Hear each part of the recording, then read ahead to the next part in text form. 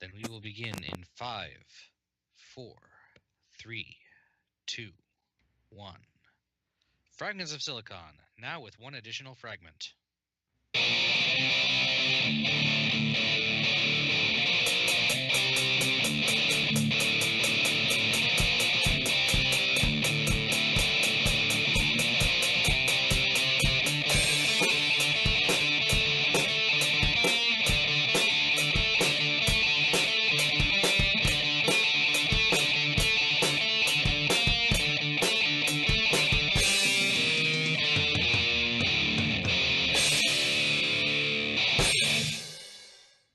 All right, welcome to the Season 8 finale of Fragments of Silicon. Good Lord. Ooh. Woo! Yeah, it's... I can't even remember when the season started. I think August? It's been a long time. Mm-hmm. And, yeah, so we're going to go on break for a couple weeks after this show. Also, if you might have heard, yeah, Mac is back with the cast. It's almost like I was never here at all. Anyway, we'll get into detail about all that a little later. First, we have an interview to get to because someone has a train to catch sooner rather than later. Anyway, welcoming back to the program, Dmitry from Namco Bandai, or sorry, Bandai Namco. I have been furiously training in my hyperbolic time chamber, getting ready for this interview. Oh, man. No. I feel honored. Yeah, jeez. It's been, like, what, 6 months since you've been on the program last? Yeah, I believe the last game we talked about was Get Even, the fantastic first-person action-adventure horror title. Right. Not the last game from you guys that we featured. That was Project Cars 2 with Cyrus. Right, that's correct. Yeah. And now we're talking about Dragon Ball Fighters. We are talking about Dragon Ball Fighters. It is pronounced Fighters, not Fighter Z. I can see why people make that mistake, though. You know. Certainly. The Z is kind of a big orange letter. I think also it has to do with people are trained to see when they see the Z they're trained to like say it separately, like Dragon Ball Z. Whenever they watch Dragon Ball Z, it's not Dragon Balls, it's Dragon Ball Z. So, it's like the X is actually cross in Japan. Exactly. So yeah, it's but I can assure you 100% without a doubt, officially it is Dragon Ball Fighters. It's also how people actually don't know that Dragon Ball is one word. That is correct. Mm-hmm. The importance of branding. Anyway, so yeah, there's a lot here with this. It's like, I suppose we should start by getting into the background because I'm wondering how did this collaboration between Arc System Works and Bandai Namco come about in the first place? So it came about with us taking a look at Guilty Gear, and I hope I pronounced this correctly, Guilty Gear Xrd, their latest Guilty Gear title that they brought out. I think it's Zard or something. Sure, yeah, Zard or Xrd. Now we're getting into their pronunciation. I'm not going down this road. But yes, at their latest Guilty Gear title, we took a look at it and we were like, wow, the things they do with 2D animation is ridiculous. We need to work with these guys. They certainly have a style of fighter. Definitely. They just have a style in general, and not just a style, but like the way they build their their fighting games up is so unique. It's so different than everybody else. Like their systems and stuff like that. They make each fighter like very unique in each of their fighting games. But yeah, we pitched them the idea of like, hey, what title do you guys want to work on? And they love the Dragon Ball franchise. Like they were a huge fan. They're like, we need to do Dragon Ball. And we're like, yes, you need to do Dragon Ball. So that's how it came about. Neat little meeting of the minds, so to speak. Exactly. Right. So, and you mentioned Guilty Gear, and how much of that DNA is in Fighters? There's quite a bit when it comes to the graphics, to the graphical style. I mean, it's using that same engine. It's using that Unreal 4 engine that Guilty Gear used. And other than that, it's a more simplified battle system than Guilty Gear. It's definitely not as technical. That's Guilty Gear. We wanted to keep this game kind of open-ended for casual fighting game fans, as well as the the hardcore fighting game community. So there's definitely the DNA of the last Guilty Gear game, but from a technical standpoint, it's a lot simpler. Simpler how? In terms of fighting mechanics or like graphics or both? No, no, just in terms of like gameplay and fighting mechanics. So just for example, one thing that Fighters has is an auto combo system where you're able to just push the buttons, in a succession and create these super cool combos. So even if you're not big into fighting games, you can still look cool playing this game. Like you can pull off cool special moves just by tapping, the medium like punch button, and just doing that in a succession into a combo, and that'll actually end in a super move. So stuff like that we've implemented for the casual fans, but you certainly don't have to use it. It's something. I mean, and I'm sure you heard this before for other fighting games. It's easy to learn and really difficult to master. I have heard about not just other fighting games, but I've heard that about fighters as well. Yeah, that's been getting thrown around, and it's true. Like you don't have to be you don't have to be into Guilty Gear in order to play this game. Like if you just love the Dragon Ball franchise and just want to see Goku Black take on Vegeta or something like that, or Beerus take on Android 16 just to mix and match, or just go through the story mode. You can do that, and it's accessible. And I suppose can you tweak those options in the menu or anything like that? No, so you can't tweak those in the menu. It's kind of like if you want to use them, they're there. Mm-hmm. If you don't, and you know how to play and you kind of can build off your own combos, that's also available. So people that like, say a casual fan is taking on someone that's like a very hardcore fighting game player. Mm-hmm. They're gonna have a tough time with that hardcore fighting game player because they can set up combos with a lot more complexity than the casual player using the auto combo. So once again, it's easy to get into, but once you're taking on people at a higher level, it's difficult if you're just relying on those auto combos. So you really have to learn the systems if you want to get to that high level gameplay. That's good to hear. It's like be wary of fighters that have Eddie Gordos in them. Right. Still, it is really nice to have a fighter that wants to be able to be single player mode completed by someone who's not great at fighting games. Speaking as someone who's not great at fighting games, I don't think anyone here is particularly excelling at fighting. I just said in the chat, I said as a person who invested in Tatsunoko versus Capcom for the Wii back in the day, aka press C to win, this control scheme appeals to me. Yeah.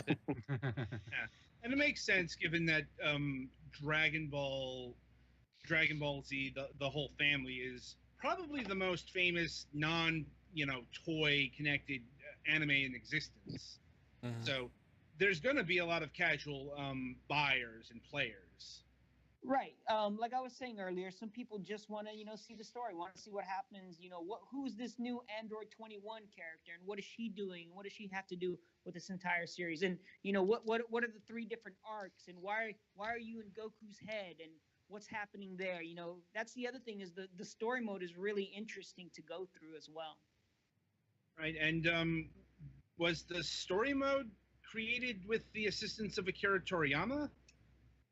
He had something, I guess you can call it like final approval. So he looked through the story and said, you know what, that looks good, do that. So he definitely made some tweaks, but I can tell you that a lot of his input went into creating the new character Android 21. Right, that I heard about. So is this canon to Dragon Ball lore, or is it just kind of approved filler? There are, that is a difficult question to answer. Wow.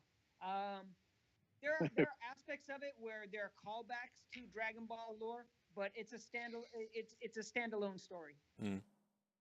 Then again, Dragon Ball canon is currently kind of fuzzy since they're going full multiverse theory. So yeah, that's the thing. If you're really into the lore of the game, you're gonna have a tough time believing some of the scenarios in the game. Mm-hmm. And from what I've read up, apparently this is actually taking place in the Dragon Ball Super timeline in between Goku Black and the Tournament of Power or Universe Survival arc. Yeah, I mean, it's got characters from Z, and it's got characters from Super, so it's taking place around the Super timeline for sure. Yeah. As far as that being definitively canon, I think we're gonna have to wait until the next Dragon Ball series, because if you haven't heard the news, Dragon Ball Super is ending in March. It's such a confusing way they put it. Like, is it going on hiatus? Is it ending? Nobody really knows what's happening. Like, is it going to come back? I think with the Dragon Ball series, like, it's too popular not to bring back. So whether they bring it back as something new or they're going to continue Super after they take a break is, it's still up in the air. Well, yeah, they've definitely said that Dragon Ball is going to come back because, Toei and everyone is really making money off of Dragon Ball again. But, they've got a new movie. Maybe it'll come back as Dragon Ball Super Duper. Well, they've got a new movie coming out in December, but I think, I want to say that, the whole Bulma situation's maybe why they're going on hiatus. Her voice actress died, didn't she? Yes. Yeah, and the current arc that they have, she's not present in. Ah, jeez.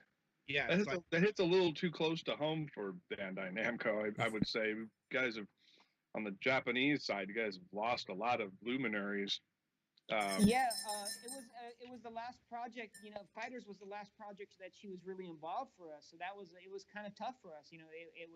It was kind of a sad note to have her go out. I mean, it was a great experience from what I've heard working with her. But that being her last project, that's a pretty pivotal moment in our history.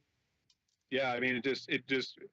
I've of course we were talking about Tales before the show started, and you said I was gonna bring it up. Here's the thing. As a producer, I'm also a liar. Ain't that the fucking truth? But the only thing I was going to say to tie into that was that the voice actress who played Lila in Tales of Zestiria, the Japanese Seiyu passed away as well. She had some kind of respiratory infection or something. I can't remember the exact circumstances. Yeah. I remember hearing about that as well. Yeah. It's also Dragon Ball Super's kind of hitting up against the power level problem again. That it's like, that is to say,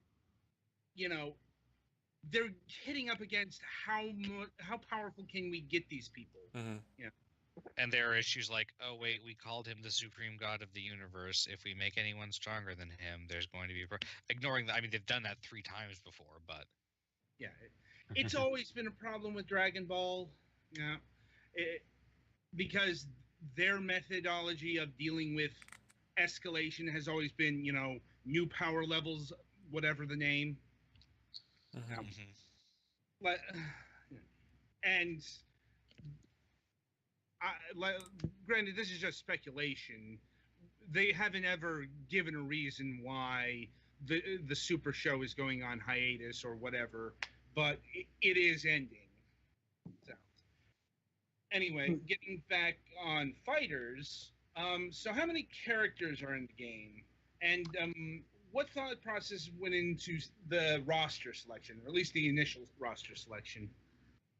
So the initial the thought process behind the roster selection, it was really arcs. It wasn't just about, hey, what characters are cool, but it was what characters are like from a functional standpoint.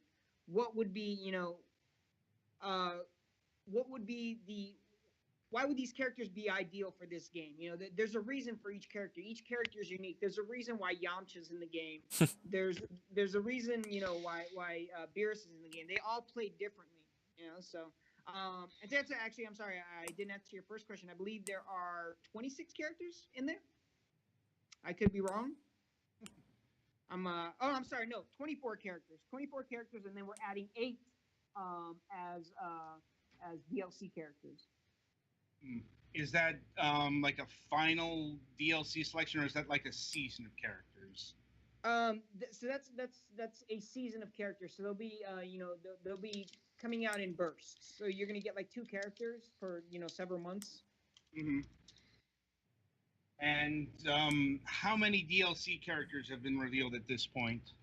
None so far. There's been there are 8 characters coming, and we have yet to reveal them. It's too early to reveal them, honestly. Because I was gonna say, have the 8 been? Oh, sorry. Go ahead. No worries. Just because the game just came out, so it's a little bit too early for us to reveal. But rest assured, when we do reveal them, people are going to hear about it. Now, have they at least been finalized? Sorry. Petty Fang go first, then Gauntlets. I was just trying to say, have they at least been finalized, or are there still like options to change them at any point? Really? They've been finalized. They've been finalized already. All right. So it's definitely going to be like Shu, Oolong, Yajirobe for the win. Popo and then Yajirobe. all the highly requested characters are there for you. I should say Yajirobe is a highly underrated character. He had more moments of glory than Yamcha ever did in Dragon Ball Z. It was and a Super tie between Yajirobe and Guldo. Yeah. Well, it's like, remember, Yajirobe saved Trunks' ass in Super during the fight against Goku Black. Yeah.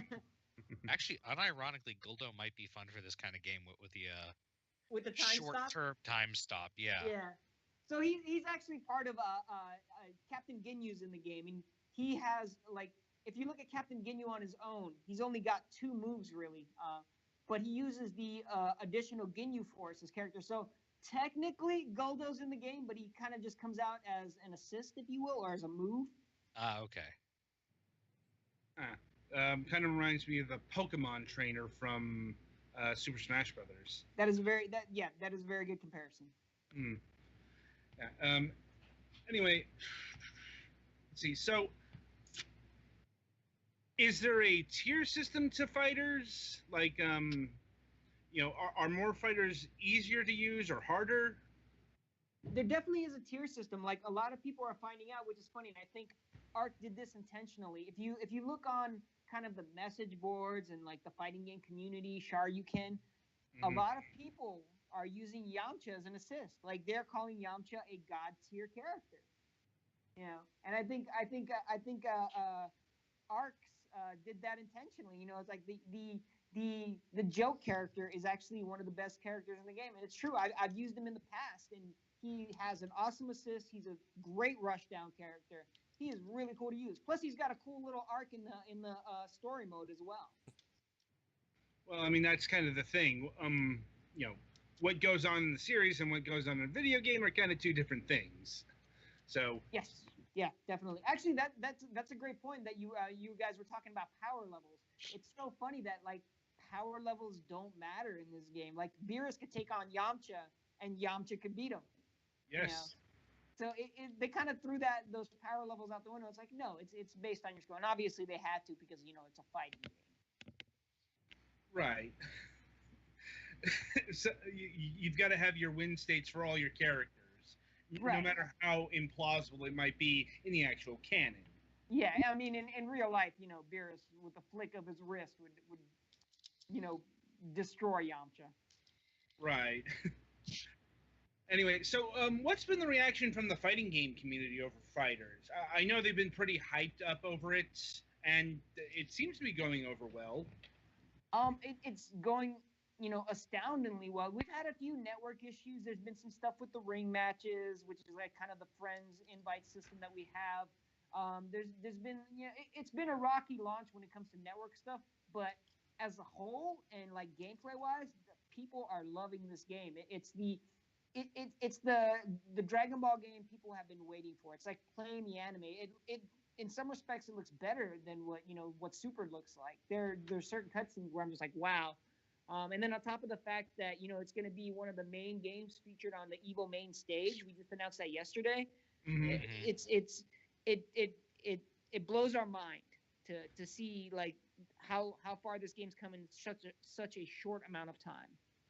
Yeah, I'm watching this footage here, and I'm marveling at the fact that I cannot tell where the cutscene ends and the game engine begins. It's so seamless.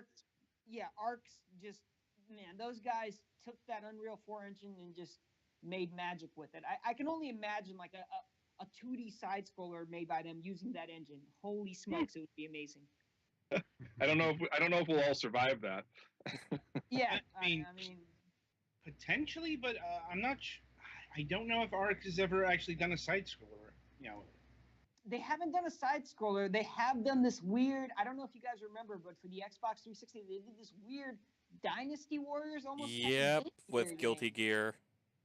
Yeah. Like what was it? The Accent Core or I think it was like Accent Core Overture or something like that. Yeah. Accent Core had like a 2D side-scrolling mode, but the one I'm talking about is the free-roaming Dynasty Warriors type game, where I think it is Overture. Well, and it's not just Dragon Ball here. I'd really like to see them tackle other anime properties. Hunter x Hunter would be interesting. Yeah, I mean, we can like speculate all day on different anime properties they can do. Like that engine is built for anime franchises. Definitely, I'm like, it looks so remarkable. Well, especially considering Dragon Ball has a long history of fighting games that are of varying quality. I'm harkening back to the PS1 era when I was playing. I don't even want to name it, but it uses the same engine as the Japanese game Bastard. And you're either talking about either Final Bout or you're talking about Ultimate Battle 22. The one where they're floating in air. Okay. And up is down and down is up, and I just want to scream. Yeah, I think that's Ultimate Battle 22. Yeah, that sounds about right. I think that was an upported Super NES game, or at least it looked like it. It definitely looked like an up-resed SNES game. Yeah, and Dragon Ball GT Final Bout was just bad. All I know is I cannot hit anybody with anything. But when I bought that game when it first came out, I was like, what, this isn't so bad. No, it's the worst thing ever. But you tell yourself this because it's the only thing you have available. Like, right. So. Yeah. Or in the case of Final Bout, it was expensive because they didn't have a large print run. Right, exactly. I remember there was a time where it was upwards of like $200. Yeah. I had to import it because I was too broke to afford the localization. Probably for the best, considering. Yeah, well, I regret everything. Yeah, but Dragon Ball's had some good fighters, like the Budokai series. Yeah. I did say of varying quality, not bad. I know. Yeah. We've mentioned some of the bad. We got to mention some of the good. Yeah. Yeah. I think Xenoverse, and as just a regular, not a hardcore fighting game, granted, but I think on its own is a good title. It's a good Dragon Ball. I mean, it's not the best. Like Fighters is without a doubt the best Dragon Ball game, bar none. Yeah. But Xenoverse 2 isn't bad. Xenoverse 2 is a good game. Yeah, it's just Xenoverse is not a traditional fighter. It's definitely not. It wouldn't be anywhere near Evo at all. Like it's more about like the story and playing with your friends and having fun. But it's definitely not as complex. It's definitely not complex enough to be at Evo or something like that. Yeah, and this is a series. Dragon Ball has a wide enough variety of content that you need different kinds of games to encompass the full experience of it. Right. Agreed.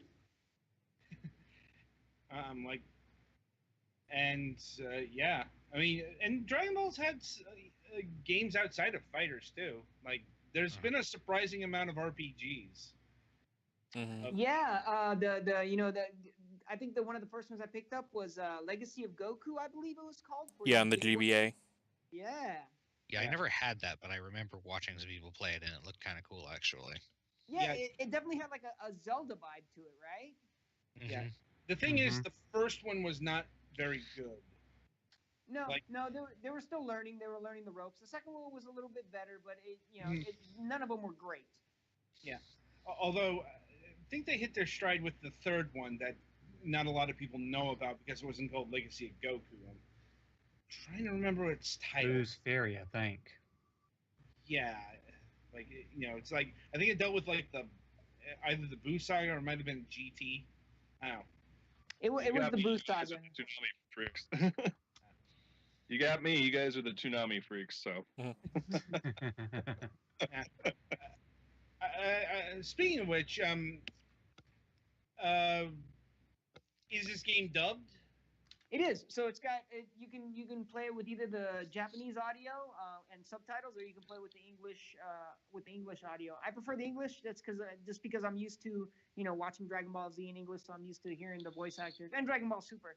So I'm used to hearing it in English. But the Japanese, it's got all the voice actors from the show, so you can play it either way. Yeah. Now, does This the may be dub a have weird the question. Funimation actors, or are they like kind of impersonators? No, they're Funimation. So you have like Sean Schemmel and wow, why am I blanking on his name? Voice of the guy that just won the Super Saiyan Showdown. I can't believe Chris Sabat, I think. Yeah, Chris Sabat. The guy that plays Yamcha and Vegeta. So yeah, all those guys are in there. This may be an off or a weird question, but is it selectable by character or only just completely by mode?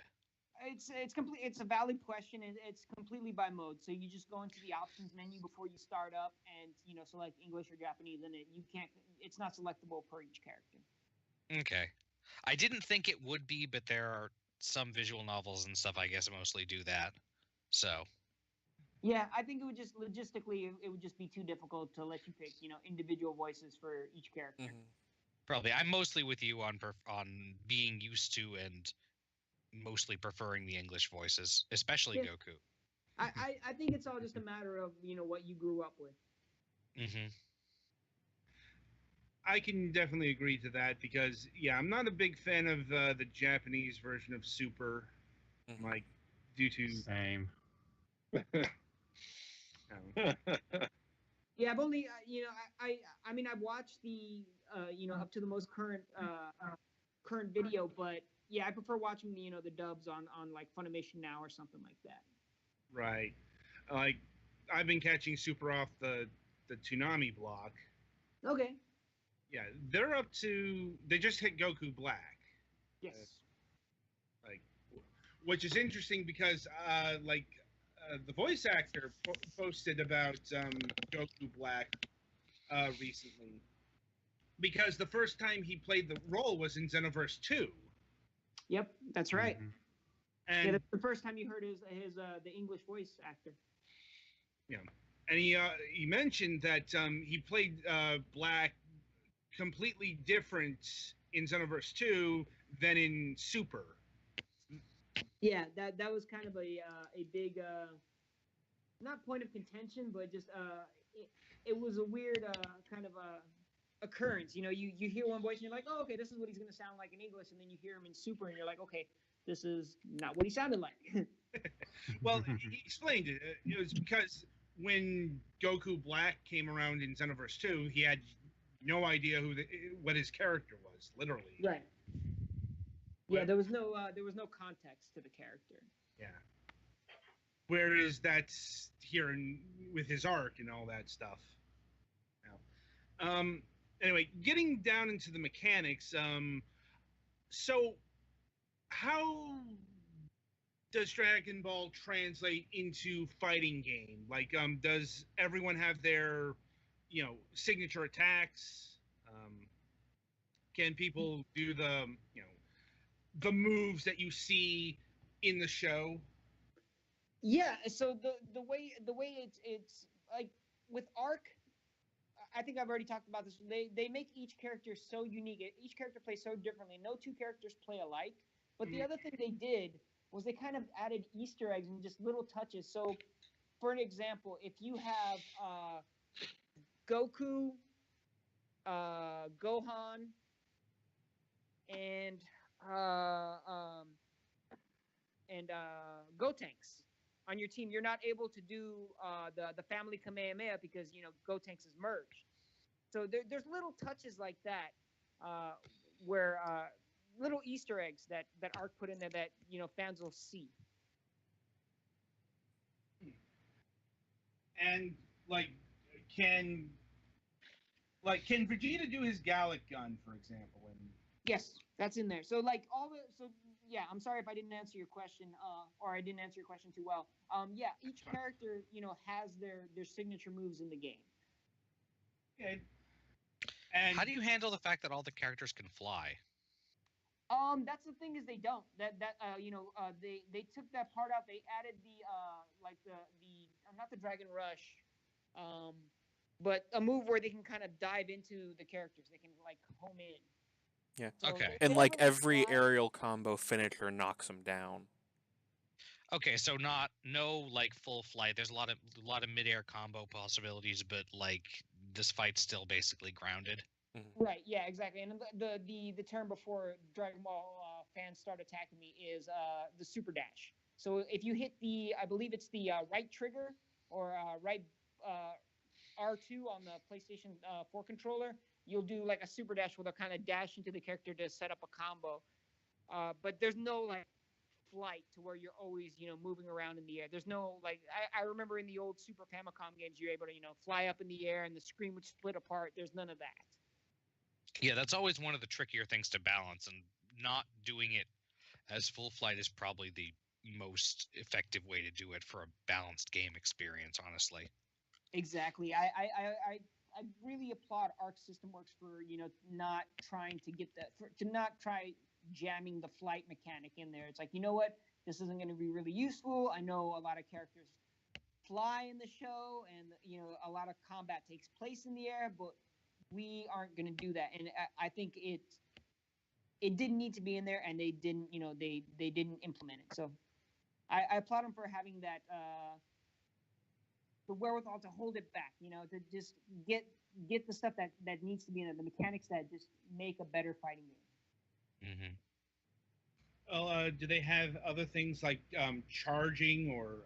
Yeah, so you're able to charge, your power level up by hitting, I believe it's the square and X button, or X and A on the Xbox One controller. So yeah, you're able to charge. You're able to do your Z vanish. Pretty much all the stuff you see in the show, you're able to do, with the exception of flight. Well, that's nifty, and probably strategic. Yeah, Arc's really focused on building a competent fighting engine as opposed to like, hey, does this look cool? They want it to look cool, sure, but they want this to be a competitive fighting game. Like first and foremost, they want this to be a legit fighting experience for people. Unfortunately, this means you can't like charge up your attack for long enough to have the special effect that you do a special attack that destroys the actual game disc. That's definitely not in there. There are a few. There are some moves, and then there are some special stages where you blow up the planet. You blow up Planet Namek. That happens. Oh, that's interesting. So there are attacks that will there are world destroying attacks, if you will. Can you bring down a spirit bomb? Can you bring down a spirit bomb? I haven't seen a spirit bomb. I've seen plenty of Kamehamehas, but I have not seen a spirit bomb. It's tricky because that's not really a very interactive attack, even in the anime. It's like Yeah. Goku goes, "Hey, everybody, distract enemy while I form a spirit bomb." Exactly. Yeah. So I don't think it would work. I don't think it would work too well within the gameplay. No, not unless we have some time compression going on here, because Exactly. yeah, it would take Goku at least 2 episodes to charge one of those things up. Yeah, and you've only got 3 rounds tops. How are you gonna make that work? It's impossible. So Arc thought about that. They were like Arc's thought about it. They were like, oh, it'd be impossible for Goku to do a spirit bomb, so we won't add it. That's exactly the reason why it wasn't added. Yeah. Sure, that works. Now, I'm not sure if you can answer this particular question, but were there any characters that were considered but ultimately not added to the game? The only reason I can't answer that is because I really don't know. That's something Arc hasn't really told me or my team about. So yeah, I'm sure there were like some considerations, some characters that were pulled, some characters that they thought might be cool, but I honestly have no no knowledge of the characters that were removed. Yeah, if I have any idea of how they do that, that is either things that just they decided completely wouldn't work with this kind of game, or like the really short list for DLC type stuff. Yeah, and I'm kind of glad they didn't like say, oh, we thought this character was cool, we cut him, because then I would get upset and I'd be like, you know what, put him back in there. The fans demand it, So it's good that they kept that away from us, because then we'd start complaining. I really wanted to be able to play as Guru. Exactly. Yeah. Anyway, so we've talked a lot about the characters and their moves, but I don't think we've really talked about the stages yet. Like, what sorts of arenas are there in fighters? Like, there are a ton of different there's a lot of the popular. You have the World Tournament arena that's in there. You have Planet Namek, you have West City, so a lot of key like stages from the anime are in there. And junctioning off that question, I'm not sure how well you can answer this, but are there going to be any like DLC arenas in the works? Not that I know of. Arc hasn't relayed any information. If they are planning any arenas, I don't know of any. All they've told us is that they're planning 8 characters. Based on other Arc games like Guilty Gear and stuff like that, I don't think so. I think they mainly specialize in creating new characters, new colors, but I've never seen them add stages as part of DLC. And the only stage I can think of would be the Universal Survival stage, because they have pretty much everything else covered from what I've seen. Yeah. Mm-hmm. That's pretty much what I was getting at, because that's the only big chunk missing from this game in terms of content. Anything from the Tournament of Power, in terms of what's represented. Not getting into movies, because I could imagine that movies are also a consideration. Dragon Ball movies are a huge can of worms, no matter what context you're bringing them up in. It's more that some of Dragon Ball's most popular characters come from those movies. I'm personally expecting to see Brawly and Cooler. I'm holding out for Dr. Wheelo. This is okay. You do that. I'm kidding. I'm holding out for Dr. Slump. If anyone gets that I'm I could see Toriyama greenlighting that just as a joke. But well, yeah, Arale would clearly be completely broken because she'd be too short for most attacks to hit. Yeah, I think the only person that would be able to take her on is Gohan in a crouching position. Well, probably Goten. Or Krillin. Oh, sorry, Goten. Yeah, Goten. Yeah. Yeah. Anyway, so in terms of performance and graphics, does Fighters take advantage of the PlayStation 4 Pro and or Xbox One X? So actually, yeah, if you there's not to call out another YouTube channel or anything like that, but Digital Foundry just did a breakdown of all the different ports, and the Xbox One enhanced version does have enhancements to the shadows.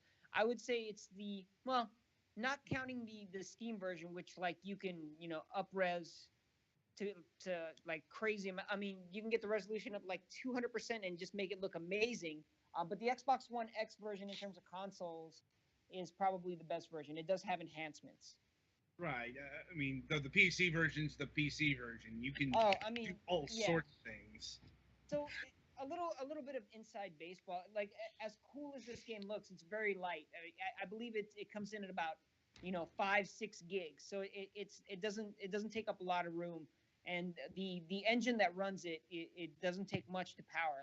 Looking at the PC specs, if you have a PC from the last 4 years, you should be able to run this smoothly. But yeah, you can make this game look very pretty. I don't doubt that. I imagine this game would look pretty stellar in 4K. Oh, I mean, we have it running here in 4K, and it blows my mind. I mean, I can without a doubt say it looks better than any episode, any movie I've ever seen of Dragon Ball. This is like seeing these character models in 4K is a sight to behold. Indeed. And speaking of platforms, is there, on a technical level, could this game appear on the Nintendo Switch? On a technical level, yes. We have like no announcements, in terms of a Switch version. But looking at the PC specs and comparing that to what the Switch specs are, it's definitely doable. Like the minimum requirements on a PC compared to what the Switch does, yeah, it can run it. That's good to hear because, yeah, not every game can do that. Like the Switch. So it's good that the game is pretty scalable, though. Yeah. Yes. Yeah, the Switch is pretty modest hardware-wise compared to the PlayStation 4 or the Xbox One, just the base models. So, yeah, not every game is going to be able to run on that system. So, yeah, it's good to hear that it can at least do that. I'd imagine. Yeah. I'm fairly impressed with what the Switch is able to do. Actually, I mean, when you look at like stuff like Mario Odyssey or even Doom running on that thing, it's like wow, Indeed, and I want to say Arc System Works is doing something with the Switch, but I can't remember what. I think they just recently put out like a little 2D type of like strategy type of game. Yeah, I think so. I don't know. I'm blanking on this right now. I know they did Double Dragon. Double Dragon 4. I don't think that appeared on the Switch though. No, that's on Switch. Oh, is it? Yeah, I don't think it's 4. Maybe it's 6. I get my Roman numerals mixed up. It might be 6. I'm pretty sure it's 6. Anyway, yeah.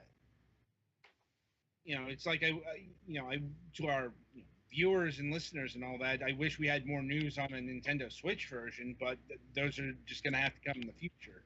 Mm-hmm. Is it who knows? New Frontier Days or something? Yeah, that's the Switch game that just came out.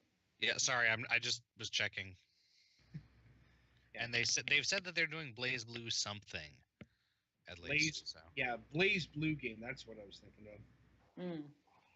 It's not out yet, but it's been announced that they're doing something.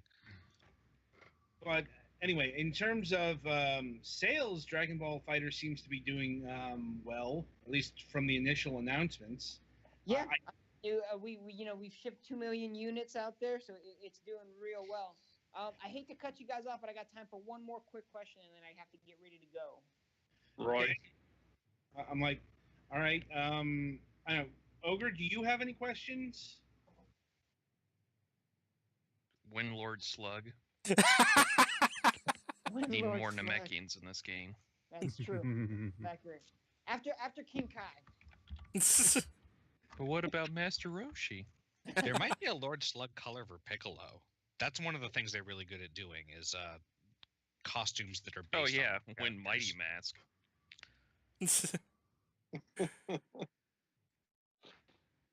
I don't even know what to say. I think that's a good point to end it there. Yeah. Indeed. Thanks, Ogre. You're welcome.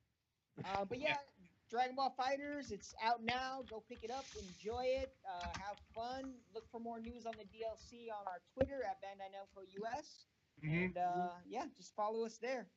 Right. I'll see you guys next time. Thanks for having me on. Yeah, we'll see you in mid-March over Neo no Kuni 2. Yes, Looking definitely. forward to that. Yeah. Oh man, Yeah. I'm really excited to talk about this one. But yeah, I gotta go, guys. Have fun with the rest of the show, and I'll talk to you soon. Later. Yeah, I'll ask about the codes. Don't forget about them.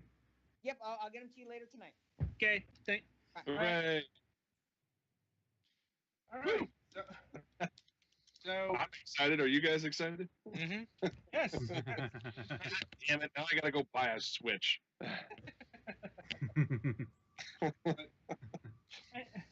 Anyway, so we don't have transition music to go from an interview to the news, so here's the news.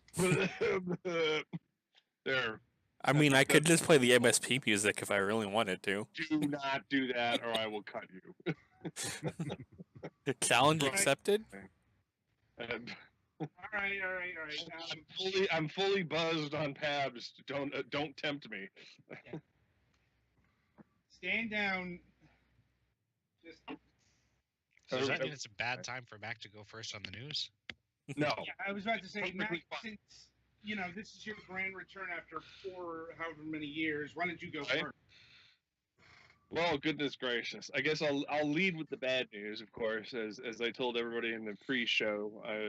I'm pretty much at a crossroads of the mind is willing, but the heart is unable with MSP. And I kind of felt for a long time that you guys weren't real excited to be there all those late hours. After everything you guys do with this show, I was like, I'll just consolidate it down and we'll maybe do the political show one of these days. With the difficulty of getting guests and all that stuff, it's just like... Yeah, I do have 2 interested parties, at least, if we want to go that route. I just need to get them nailed down on dates. Well, we may yet do those specials I've owed for 5 years. So, But yeah, other than that, I'm not going to get terribly specific with the details on this program, but Keith and I are beginning the process of adapting one of my comics into a non-interactive visual novel. Oh. Some of you are on the Patreon for that. Nudge, wink.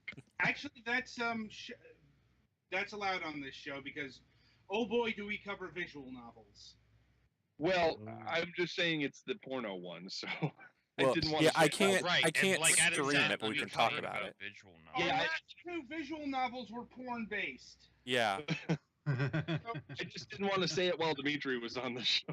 Fair enough. Fair enough. I thought he might rescind his offer to come back in March. Yeah. I don't know. Have you seen the Dragon Ball fandom? Have you seen some of the stuff that Namco has done over the years? I mean, for God's sakes, Xenosaga 3's character designer was a hentai artist, for crying out loud, and it shows. Mm-hmm. Why Oh man, I forgot. why is she on 2/3 naked? But why not? Because- Well, you got me there. Yeah. Why is Cosmos in a non-practical skin suit? I don't know. Ask 7 of 9. Why does Cosmos's outfit have a built-in specific knife for the I purposes of will cutting kill open the cleavage of calling her it outfit? Cosmos. It's Cosmos. Cosmos, sorry. Yeah, sorry, but just no. Whatever, Yeah. comrade. Sorry, I've It's- never actually played the games. I know, but come on, fandom, for crying out loud. I didn't notice I was good and did not bring up the fact that Xenoverse probably sticks Tetsuya Takahashi directly in the craw every time he hears it. Now, Yeah. no longer part of the Namco family.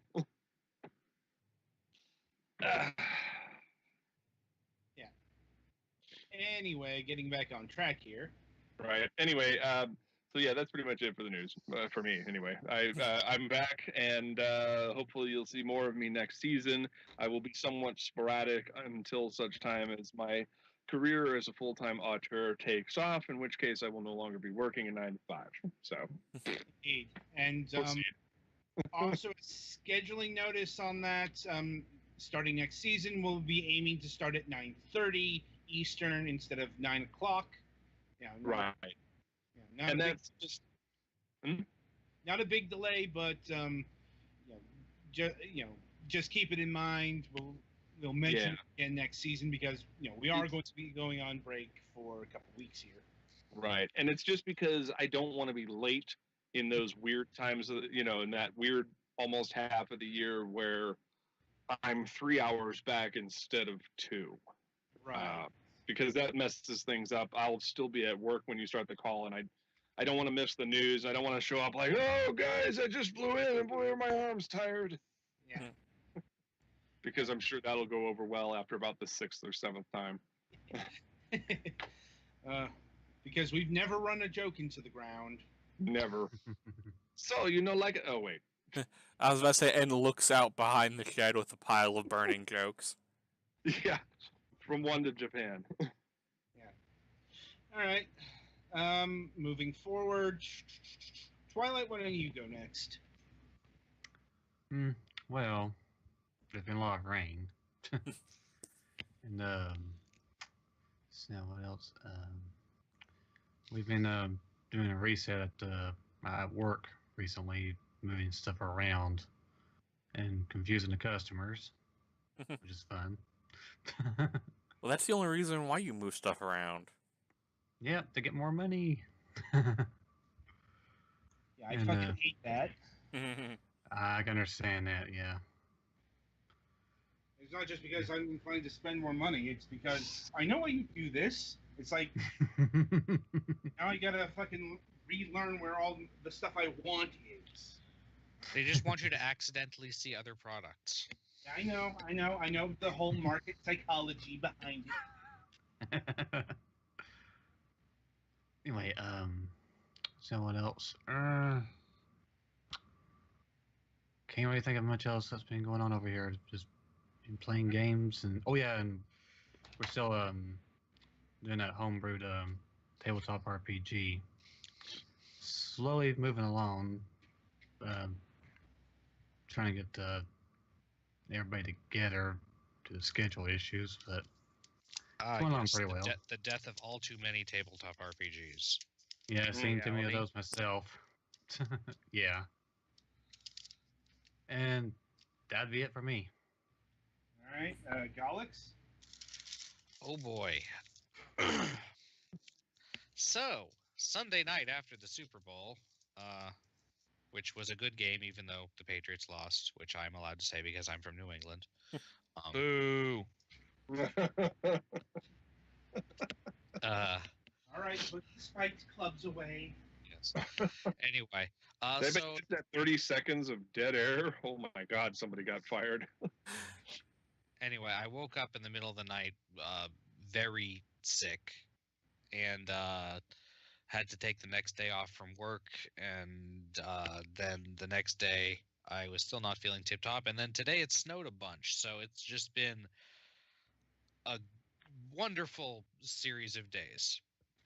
On the plus side, I do finally have my car back. We actually got it back a little early, so that'll be a little bit less expensive on the rental than we had anticipated.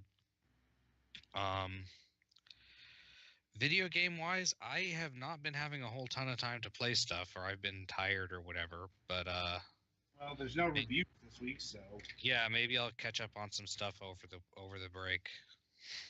Although I'll probably try and start at least one of the games. At least try and start one of the games that we're doing when we come back early.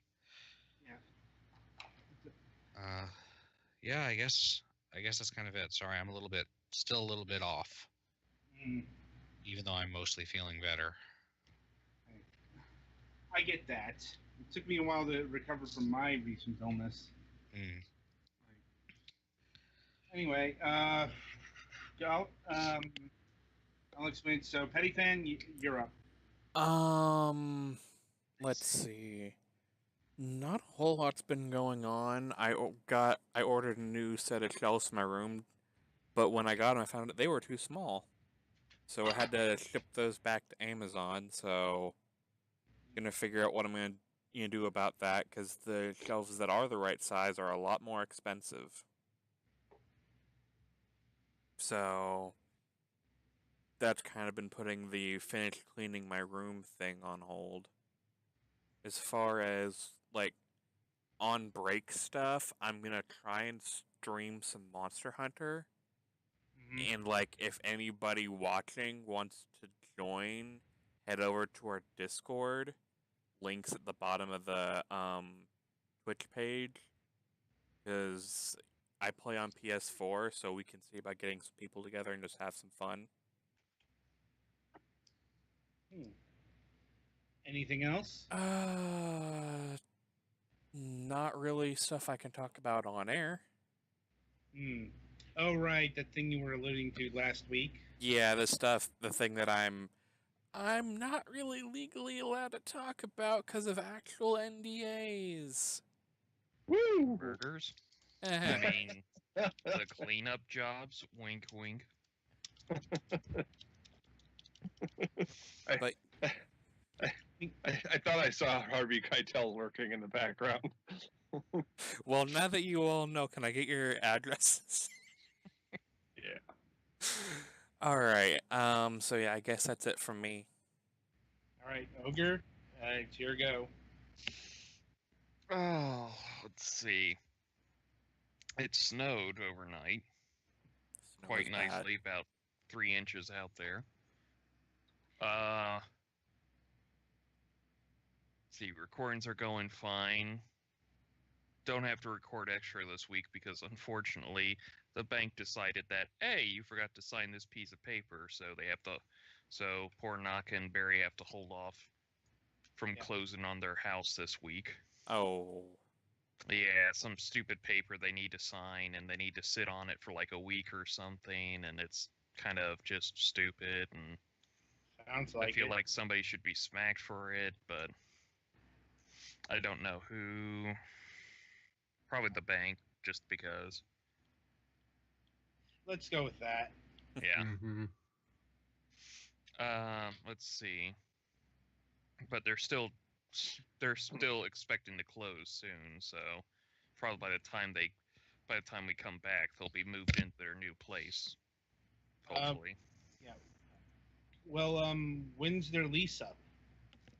They're on a month-by-month basis right now, so it's just basically when they just stop paying rent is when they're out, Gotcha. and they're expecting to be out by the end of February. So At least Well, they were good. nice enough to let them do that instead of kicking them out on the street. well, I'm pretty sure you have that option for their apartments at least. So Yeah. Well, I know some apartments don't do that. If your lease is up, they just kick your ass out. It depends on the state. yeah. Like here in Florida, you can't do that. You have to have 30 days notice before you can eject somebody from a premises. Yeah, we have that too. There was been a couple eviction notices signed I've seen where they have like you've got 30 days. Yeah. Kind of thing. So can't do that to them. So how's the Lost Vikings 2 going? It's going pretty good. We're having some fun though. We've hit that point to where it's like we could sneak 2 levels in for a video, and now it's like nope. Nope, the puzzles are getting a little obtuse here, so Have Barry in the back with ranked game it's a lot packs open. easier because we don't have to deal with lag or anything like that, and 2 people is better than 3. Though trust me, if we could, we would have had Raven for the whole thing. But it makes handling the characters a lot easier. Let's see. Yeah, just starting to get to the hard part now before everything starts kind of winding down on that. Unfortunate. And of course, Naka told me that, well, Barry told me that Naka has just suddenly decided that every Lost Vikings video is now going to be like, well, there's Olaf showing ass crack. Might as well put it in the video now. As in what, a joke or like? No, the title card. Oh, like in the screenshot. It's or in... pretty unavoidable. Olaf has to climb ladders. Yeah, it's if you look at the title cards, you Right. can find Olaf just bent over, ass crack ahoy. I'm Because I clearly Naka is overly amused by that. Oh, I am overly amused by it because I'm the one doing it. I know you are. It's just honestly, I didn't think Naka went in for that kind of humor. Oh no, it was just one of those moments of like trying to find a perfect cut, this little title thing, and he was like, there's Olaf's ass crack. Everyone can enjoy this now. Especially if you can prevent YouTube from doing autoplay. I have done this. So, you know, the title cards actually appear if you don't do that. I kind of like seeing the title cards. I wish they'd give me that option. Yeah. Also, it's my birthday next Friday, so we won't be here for that. Woo! Yeah, Hmm. 32. Feel old yet? No. When I'm doing this show at 60, then I'll feel old because I don't know how that'll happen. Like, who knows? Indeed. So I guess because I'm signed up for that Nintendo Club stuff, they sent me like a 30% discount thing for select games. Yeah, they do that for your birthday month. Yeah. So I'm looking at this going like, one of them select games is that Fire Emblem game that I wanted to get but never did. Mhm. I'm guessing somebody's getting a Fire Emblem game. Well, I'm thinking about that, but I also want to get a Nintendo Switch, and like Dragon Quest Builders comes out this Friday for the Switch, and I don't know. I'm kind of decisions. Yeah. I'm at that weird spot where it's like, who do I have to kill to get both of these things? The store manager.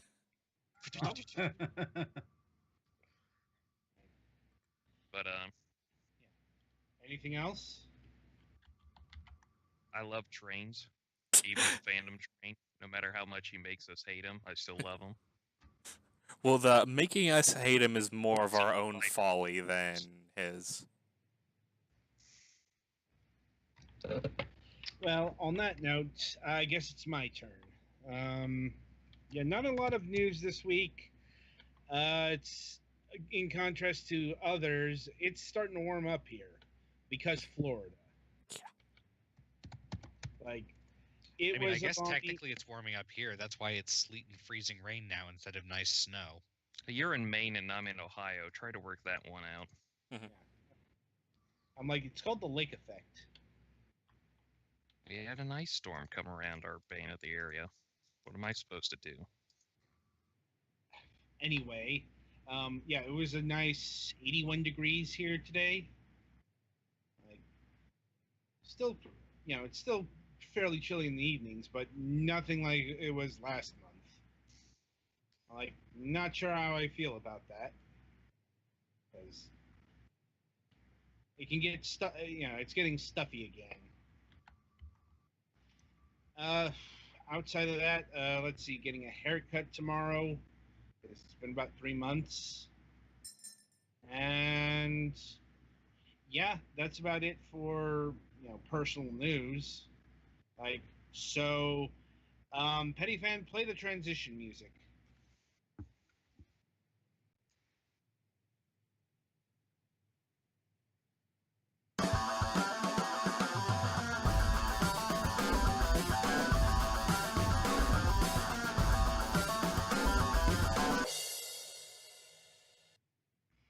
Right, so welcome to the final topic of discussion of the season. This time around, we're talking about the Bionic Commando franchise. That good old American pastime of shooting Hitler in the face with a bazooka. Well, Neo Hitler in 20XX. You couldn't see it, but I imitated having a cigar and just going, Well, at least you didn't say all your base are belong to us. Why would I That's say different. that? Yeah, because it's an unrelated meme and it's a nice non sequitur. duly noted. With the same aesthetic, though. So, to start with, Bionic Commando has an interesting history. Like, we were going over the subject on Sunday in the writer's room, and yeah, so there's a lot more to Bionic Commando's lineage than you might think, because it's not just it's just not the NES game, because surprise, this was based off an arcade game. Yeah, to a lot of people, Bionic Commando is just that one platformer gunner where you can't jump. You have to grappling arm. Yeah. Mm-hmm. And the arcade game came first, but here's the thing. it's got connections to another game, called Commando.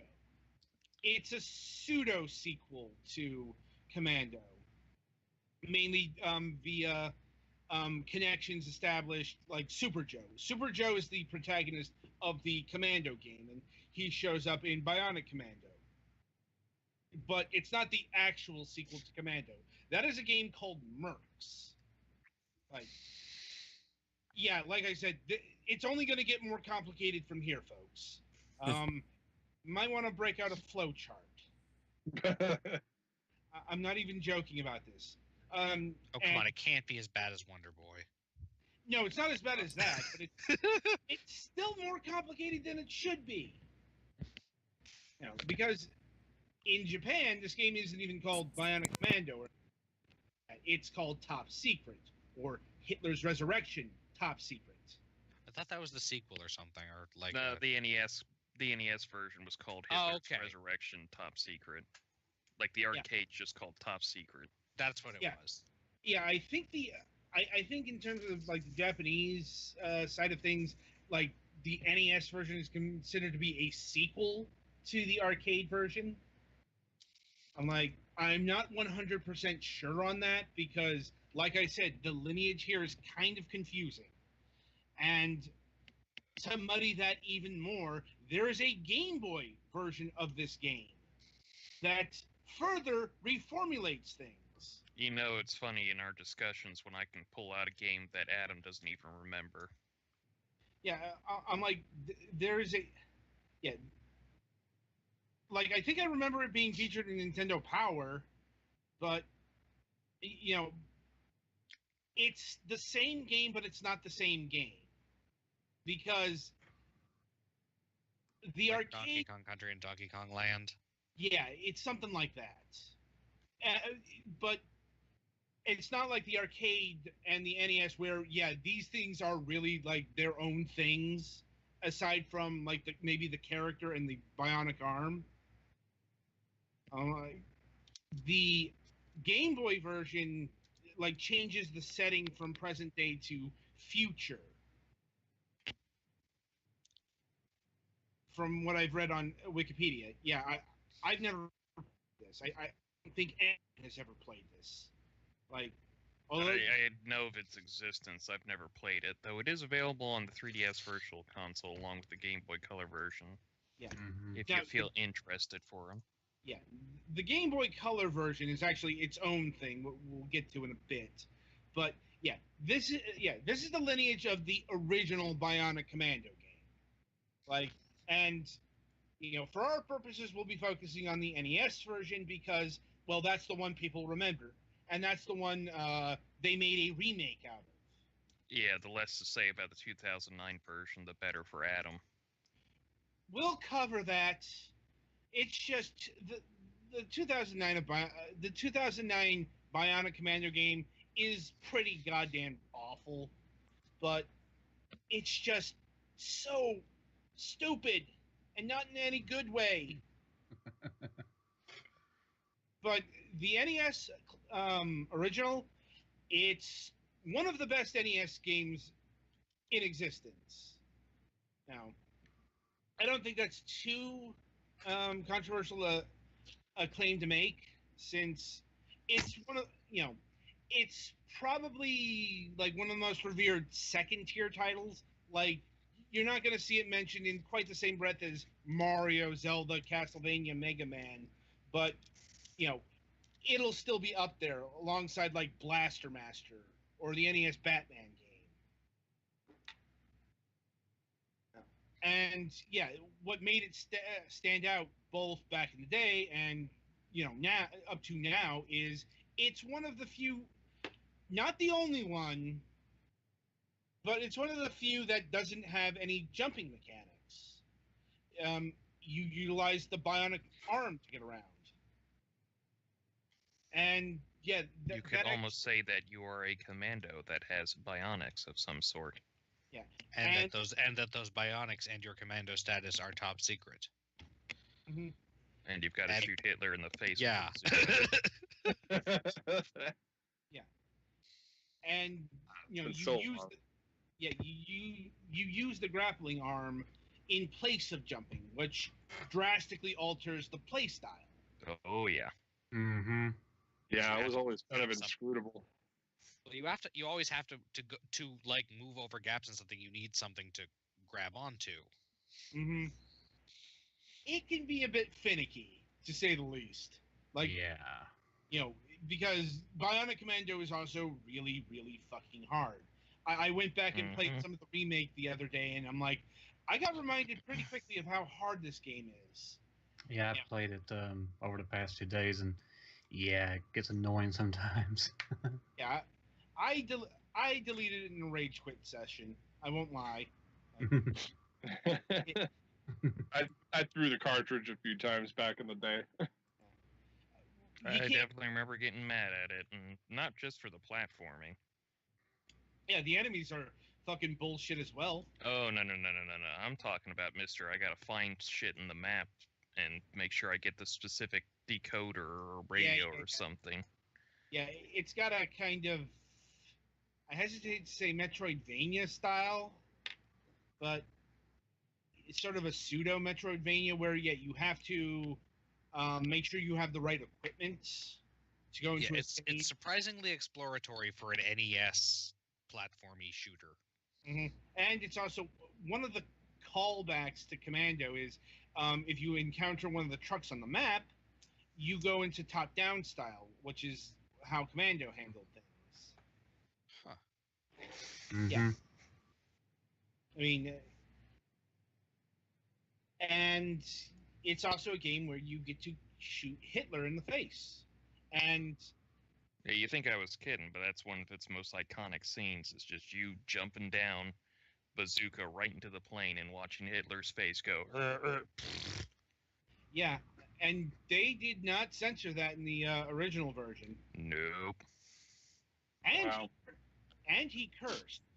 You know, he used the word damn. You got to understand how monumental that was back in the NES days. Well, Oh, getting yeah. shot in the face with a bazooka kind of tends to make a person curse. Well, that was before, but I'm saying it's one of the most inexplicably uncensored moments in NES history, maybe the most. You know, because Nintendo was very, very strict. Like this is the kind of thing that should never have flown, and I'm not exactly sure how Capcom got away with it. Maybe Probably because maybe it's the- so near the end, nobody would get to it. So I was That's gonna say maybe the testers never got to that part. Probably. indeed. That would explain how I kept missing all the damn time. What happens if you miss is you die. Yeah. Mister, give me exact, precise timing to hit this motherfucker. Mm. Yeah, and it's worth noting in the remake, you get a full-on cutscene of Hitler's head exploding, which is why Rearmed got an M rating. Not even joking there. Told Wow. you, every damn American's dream. Blow Hitler's face up with a bazooka. I'm like, not every American, like, but that's Every a topic, good American. that's a topic for another show.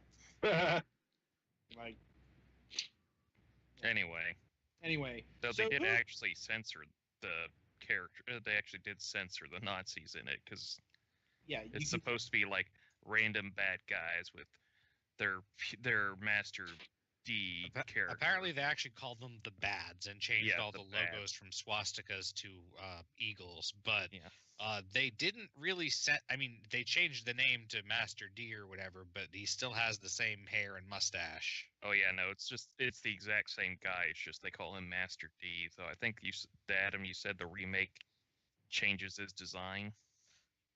I don't remember offhand. I'm like, and I believe like Generalissimo Kilt is also like one of like the historical henchmen.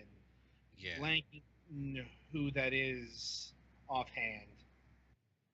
Anyway, so yeah, your mission is to save Super Joe and kill the Nazis. You know, or the bads, because for whatever reason, the Bionic Commando Rearmed remake went with the censored Nintendo NES version of the story rather than the Japanese one. So you still get the eagles, you still get the the no Nazi references outside of Hitler, and make of that what you will. Anyway, so who here has actually played Rearmed? I have. Unfortunately, I have not. I have not. I played the original on the NES, but that's just Yeah, I me. think I rented the original on the NES once and like couldn't beat the first stage, but that was like way back when I was like what, 8 or Oh, less. wee little late lad. Yeah. Yeah, so the reason why we're doing this topic is because the Rearmed remake is nearing its 10th anniversary. Call that a memento mori. The remake of the old game is getting old now. But Bandai Commando Rearmed was significant in a few ways. Like, it was one of the first really good modern remakes or sequels to a game. Now, it's got some, it's got some jank to it. I'm not gonna lie. Like, I don't like how the game. I've never liked how the game handled grenades, and it's fucking ridiculous arcs. And it can be sometimes awkward with the bionic arm itself. Mm-hmm.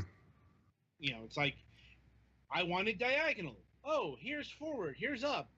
I'm like, Mm-hmm. You'd think if they were remaking it with anything with like even remotely analog control, that would be easy. well, here's the thing. It's not really built for analog control. It's built for a D-pad.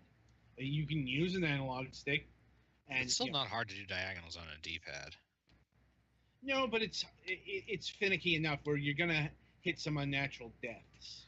Fair Especially- enough. No, I'm not. I'm just saying it's the input is not usually hard. I don't know how the game might not handle it well. Yeah. And as far as remakes go, it's pretty faithful. It's got all of the old level designs. I believe it has some new. I'm trying to think if the secrets are new or not. I do know some of the biggest additions are the bosses, because if there was a major weak point in the original Bionic Commando game, it was the boss rooms. They kind of sucked. And so much so that Capcom and Grin decided to add all new boss battles or heavily reworked reimaginings of the boss battles. And let's see, they also added challenge rooms, which is like their namesake. You go challenge your skills, go through the room, all that. I believe they added a whole bunch more Yasachis. Not exactly sure what a Yasachi is. It's the classic Capcom The pinwheel. pinwheel, yeah. They just never. It's they did not Yashichi, stick and I with don't know that. why it's called that. They just did not stick with that. They like wanted to make that a thing, and then it just kind of went. I'm aware. I'm like, it shows up in a lot of classic Capcom games. It's their classic Easter egg, basically. Well, Mega Man 1 had one. Mega Man 10 has like one in each stage. But Bionic Commando Rearmed was one of the first games to really showcase what could be done in the downloadable space. Keep in mind, I'm talking about the downloadable space of 2008. Like, this is one of the games that launched the inaugural version of the Summer of Arcade. And that's how long ago we're talking about here. And yeah, if you want to pick it up, it's pretty cheap. Like, it was pretty cheap from the get-go, because it came from, like, it had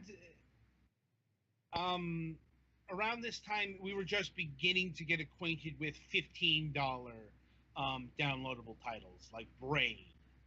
Mhm. In fact, I remember back in the day, there was a lot of back and forth about the pricing of Bionic Commando Rearmed. They ultimately went with $10, but like management apparently felt that they could go for 15, and I could definitely see it. But ultimately the 800 Microsoft point camp won, and that's been its price ever since, not including sales. And yeah, it being a nearly 10-year-old game, it's been on sale quite often. Mhm. I think I picked it up for like $3, something like that. Oddly enough, I picked up Rearmed and the 2009 game for about the same price. And Yeah, which one was worth more? I'm going to say Rearmed. Mhm. Now, I guess before we talk about Bionic Commando 2009, I guess we should mention Elite Forces, but here's the thing. I've never played this one. And okay, for those who don't know, in between Bionic Commando and Bionic Commando Rearmed, we had this weird Game Boy Color version come out, which is a completely original Bionic Commando game. Capcom, the only thing that they had to do with this one was they licensed it out. This was the debut effort of the Nintendo Software Technology Corporation, Nintendo's in-house North American development studio. And for whatever reason, Nintendo tasked them to make a new Bionic Commando game. And it's a lot more sci-fi. Dealing with a lot more than just the bionic arm. Yeah, it's a lot more. You're dealing with an alien invasion, and not like there's a Commander Joe in this game, but it's not sure if that's Super Joe. It probably is, knowing things. Right. And you could, you can play, you can choose your character. It's the only Bionic Commando game that'll allow you to play as a girl, so it's got that going for it. Like, honestly, I don't have a lot to say about this because I've never played it. Mainly because the reviews about the game back in the day weren't so hot. They criticize a lot of critiques on the level design. Like NST was apparently not as up to the task as Capcom was. But yeah, kind of have to mention that because it is part of the lineage. And yeah, if you want to experience that for yourself, it's on the Virtual Console, surprisingly. Like, the NES version of Bionic Commando is not on any Virtual Console. I guess because of Rearmed, but Rearmed isn't on any Nintendo platform. Mhm. Yeah, that is kind of strange. They don't usually let remakes or anything stop them. Yeah, I'm like... Maybe they weren't exactly happy about blowing up Hitler's face for some reason. Who knows? Because, I mean, I'm perfectly happy with that. Just Oh, no, yeah. Right, so the 2009 Bionic Commando game, in spite of it being just called Bionic Commando, this is actually a sequel to Bionic Commando Rearmed. Yeah. The renamed sequel, it's just the name of the original for reasons that are dumb. You know, that thing that has ever worked. well, it's more like the encapsulation of everything mid to late 2000s. Oh, pretty much, yeah. Mm-hmm. Yeah. Well, I'll note that Mortal Kombat 2011 and Doom 2016 were really successful, so... I like to think those are exceptions to the rule here. Let's go with that, because, yeah, Bionic Commando, honestly, this needs to be revisited, because this is a really good time capsule of all of the shitty design trends of the Xbox 360 era, or the late 2000s.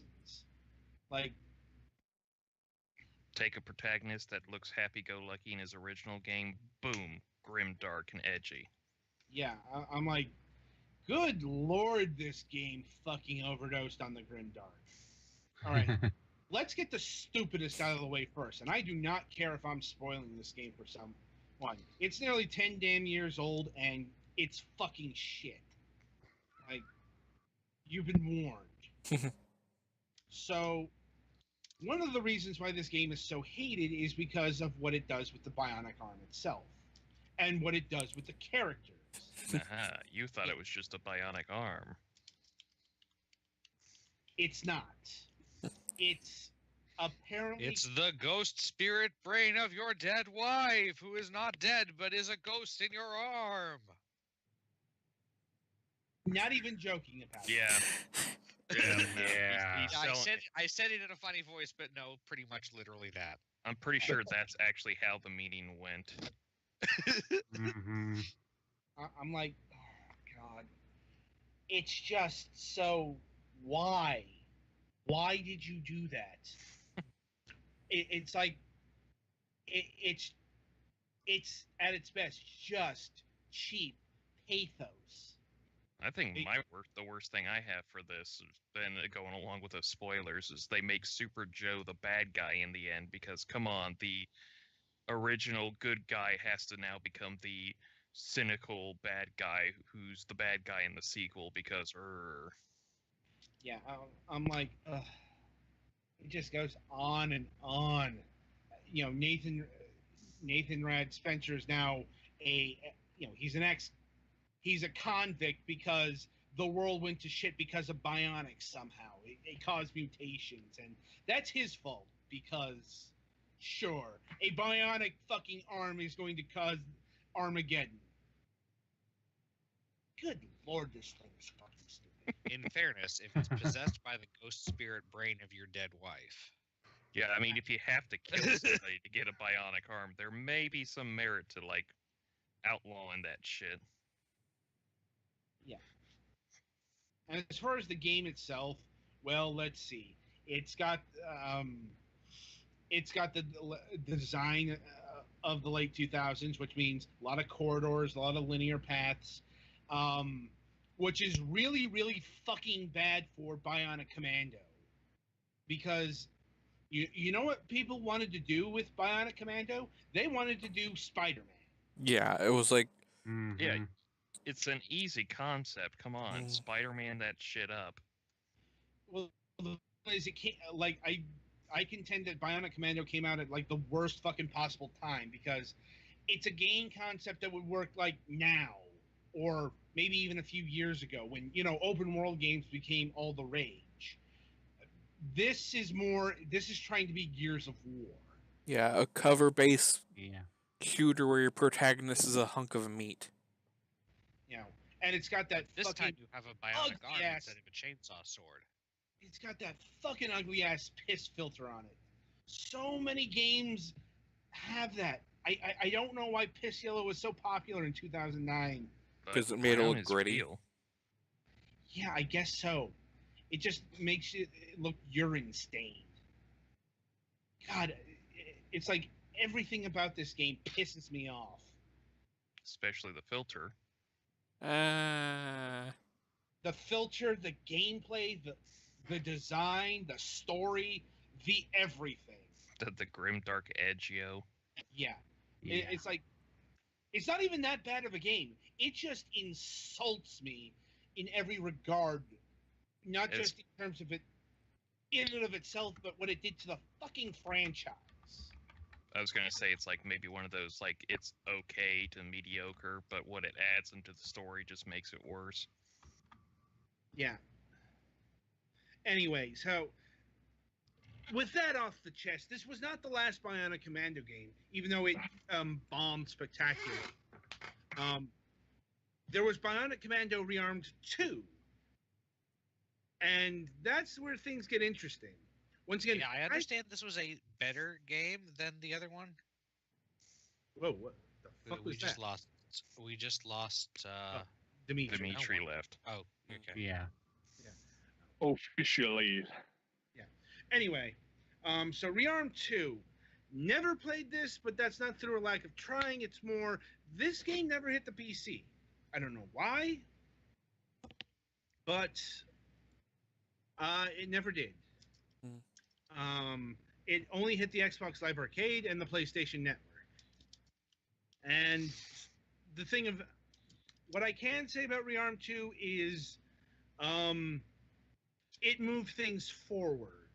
Not just in terms of, like, say, story, because I think this is a sequel to, well, Bionic Commando 2009. I'm like, but more to, it's its own original game. So that means the level designs and everything, they're not based off of the 80s classic.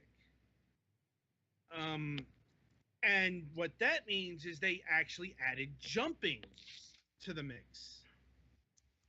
Albeit not as much as you can do with grappling, I think, but... Right, but... Gee, Jehoshaphat. Yeah. That may be another franchise.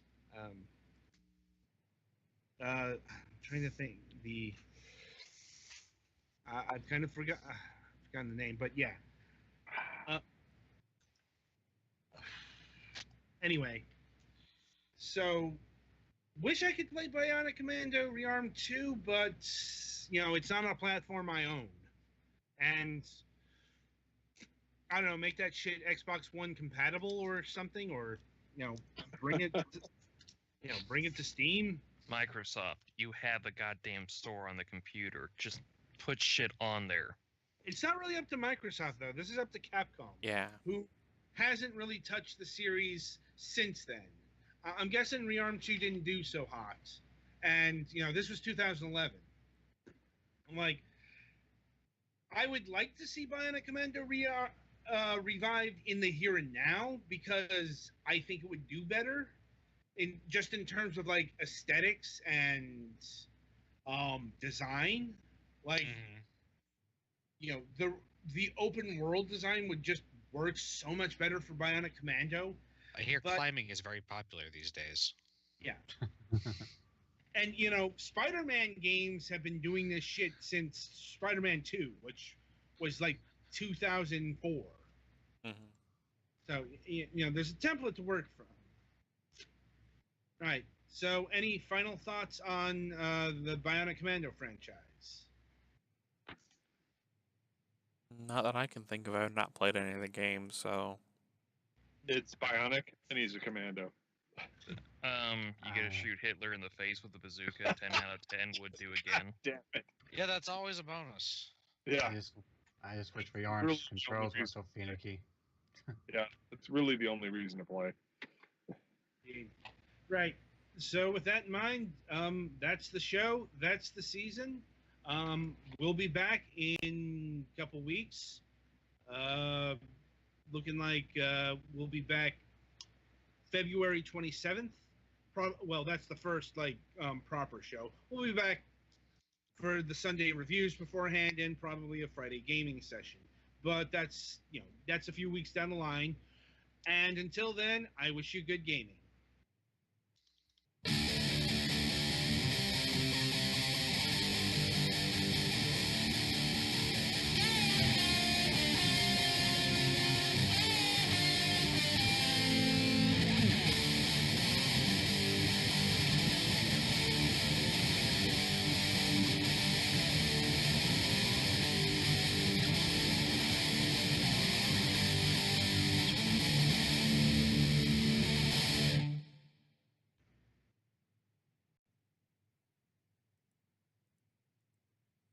Alright, we're still in the